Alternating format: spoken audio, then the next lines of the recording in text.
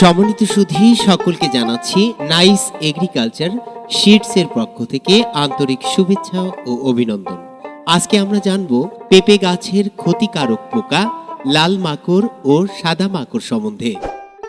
আসলে পেঁপের মূল হচ্ছে যে রোগ আক্রান্ত কিভাবে শনাক্তন করবেন, করার পরে হচ্ছে আপনারা কি ট্রিটমেন্ট দিবেন। আপনারা পেঁপে চাষি যারা আছেন তারা অনেকেই কিন্তু এই রোগের ভুক্তভোগী, যে আসলে হঠাৎ পেঁপে আছে অনেক গাছে, অনেক সুন্দর পেঁপের সাইজও, যে হঠাৎ করে এই সমস্যাটা হচ্ছে কেন এটা কিন্তু অনেকেই জানেন না, যে আসলে এটা সমাধান কিন্তু করা যাবে। এই যে গাছটা দেখতেছেন এই গাছটাও কিন্তু ভালো হবে, এটা কেটে ফেলতে হবে না। যে আসলে এখানে দেখা যাচ্ছে যে অনেক ইতিমধ্যে দেখতেছেন যে কমের পক্ষেও যদি হয় আমার মনে হয় যে 25 থেকে 30 কেজি পেঁপে কিন্তু অলরেডি হয়ে গেছে। আচ্ছা, যদি হয়ে যায় তাহলে প্রথমের দিকে দেখেন যে পাতাগুলো অনেক সুন্দর আছে।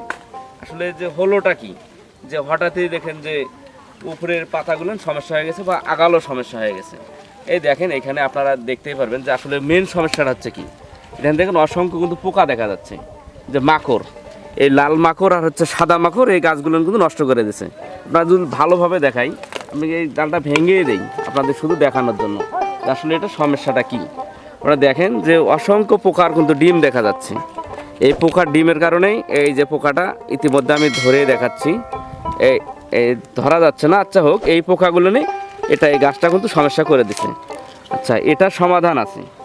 আপনারা এটা এই রোগটা হবে না আপনারা নিয়মিত যদি স্প্রে করে থাকেন, যে হচ্ছে আপনারা অনেকেই স্প্রে করতে ভুল করেন, যে আসলে দিচ্ছে হচ্ছে গাছের উপরেই, কিন্তু আসলে এই স্প্রেটা গাছের উপরে দিলে কাজ হবে না, আপনাদের দিতে হবে নিচ থেকে।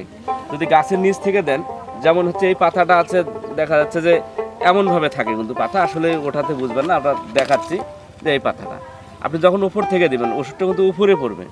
আসলে রোগবালাই কিন্তু উপরে হয় না, হলে নিচে। আপনি যখন নিচ থেকে ওষুধটা দেবেন স্প্রে করার সময়, তখন এই যে নিচের যে পোকাগুলো আছে ওটা আপনার যে স্প্রেটা যায় ওষুধটা, ওই স্প্রেটা অনেক পরে। আর হচ্ছে যে কোনো মাকড়নাশক যদি স্প্রে করেন ওর সাথে সাইপারমেথ্রিন সহ ভালো কোম্পানির, তাহলে এই রোগটা হবে না আপনার জমিতে। দেখা যাচ্ছে আপনি 10 দিন পর দিচ্ছেন, আপনি রেগুলার 10 দিন পরে ওই স্প্রেটা করবেন, তাহলে এই রোগ থেকে আপনারা মুক্তি পাবেন।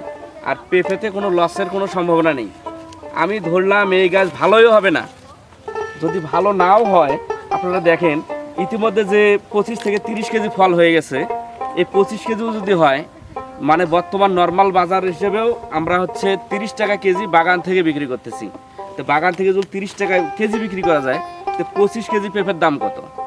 এই 25 কেজি পেঁপের থেকে কিন্তু এই গাছটার টাকা কিন্তু উঠে গেছে। আর যদি এই সমস্যাটা না হতো, এই গাছটাতে আরও দ্বিগুণ ফলন পাওয়া যেত। আচ্ছা, আমরা দ্বিগুণ ফলন পাবো কিভাবে? এই কারণে আমরা হচ্ছে রোগ নির্ণয় করব করে, আপনারা যদি না পারেন আপনারা ফোন দিবেন, যোগাযোগ করবেন। যে একটা ভরা ক্ষেত যদি নষ্ট হয়ে যায়, সবার সমস্যা, দেশের সমস্যা, দেশের ক্ষতি। এখানে কত লোকের রুজি হতো, এই গাছটা যদি আরও বেশি দেখতো, অনেক লেবার খাটতো, তো অনেক যারা মানে ক্রেতা ওরা মানে জমি থেকে কিনে নিয়ে হয়তো বা আরও বাইরে কোথাও, ওইখানে কত লোক খাটতো। আসলে এটা একজনকার ক্ষতি না, যে খালি কৃষকের ক্ষতি এটা না, আপনার সারা দেশের লোকের ক্ষতি এই সমস্যা হওয়ার কারণে।